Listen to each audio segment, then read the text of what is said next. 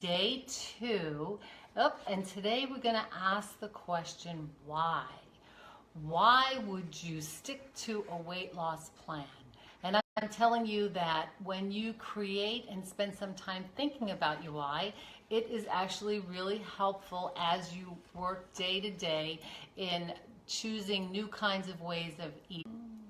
So I am Pat Beaupre Becker. I'm a certified weight and life coach.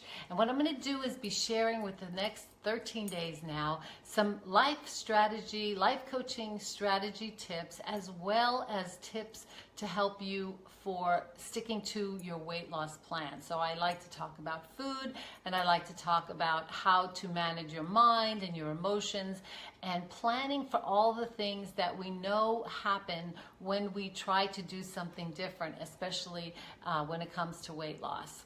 So we like to learn from neuroscience about the brain, and because of the things we've learned about the brain, we know that we are going to always want to seek safety, we want to create efficiencies, and we also want to seek pleasure. So these kinds of tendencies that the brain have are not always very helpful to us as we're trying to lose weight, right?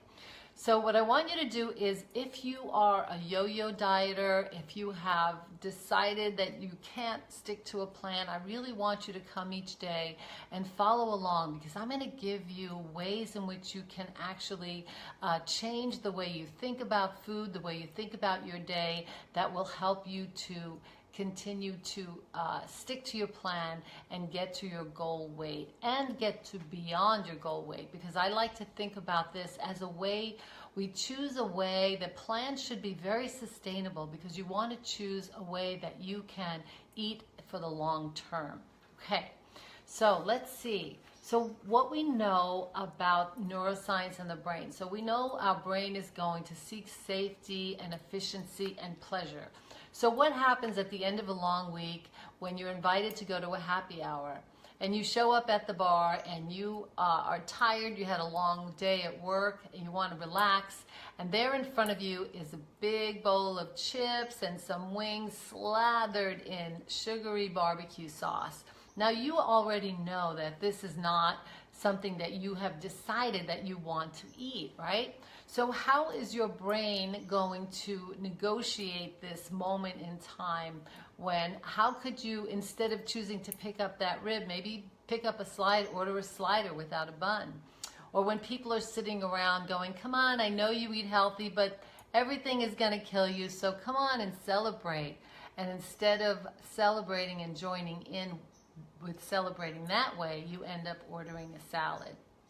So how do we get our brain to make these decisions? Because the other thing we know is that there is only a certain amount of decisions your brain is really flexible enough to make in a day, and there is something called decision fatigue.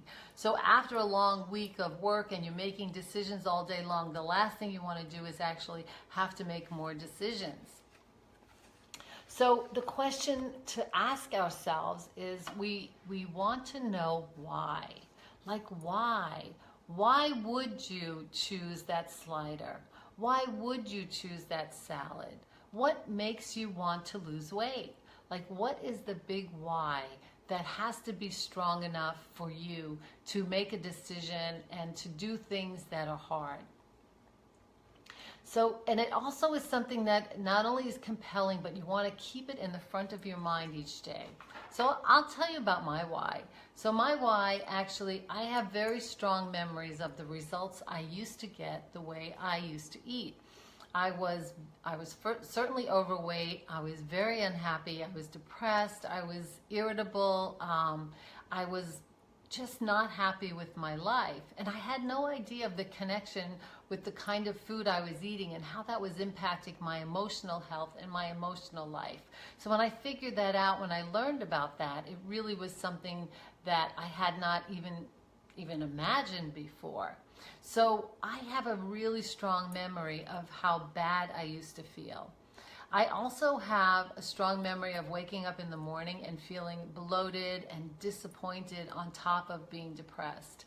And I also have really strong memories of my mom, who passed away from diabetes, and she was overweight. And I also have strong memories of my brother's death. So I know that lifestyle can kill us. And so what I want to do is I want to feel better.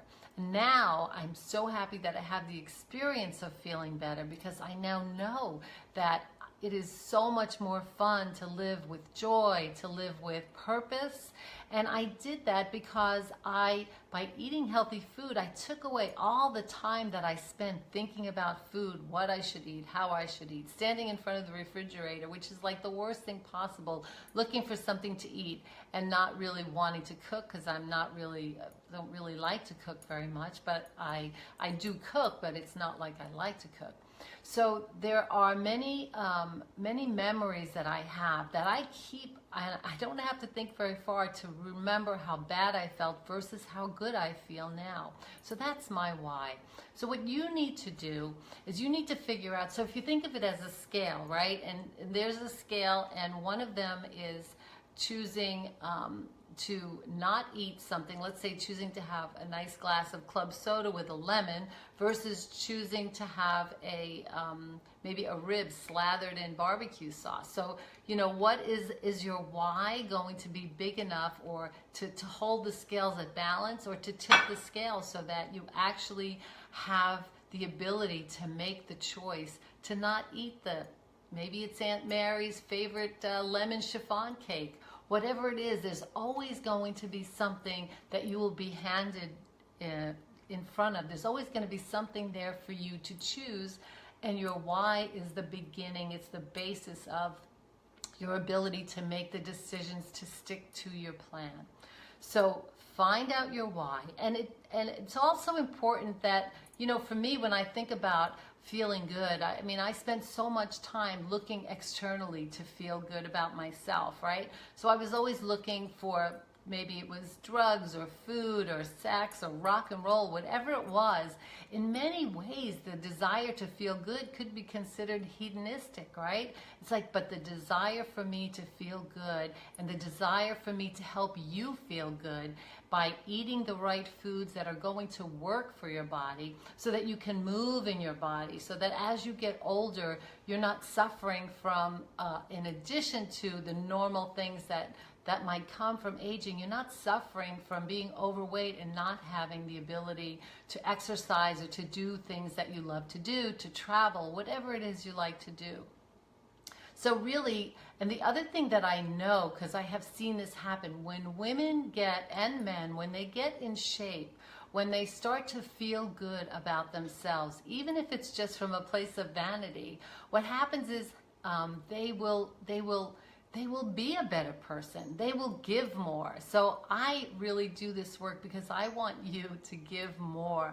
I want you to be more. And how is that connected with weight? Well, I'll tell you, if you struggled with weight for any part of your life, you know that your mind has been preoccupied with food and preoccupied with how you look and how you feel. So the why is definitely, I want you to come up with your why, I want you to write it down, and I want you to keep it in front of you every day. So now I'm going to move on to the food section, and I'm really excited because today I'm going to share with you some fun things that I have discovered. Now again, as I said, I am not really a cook, but I do cook.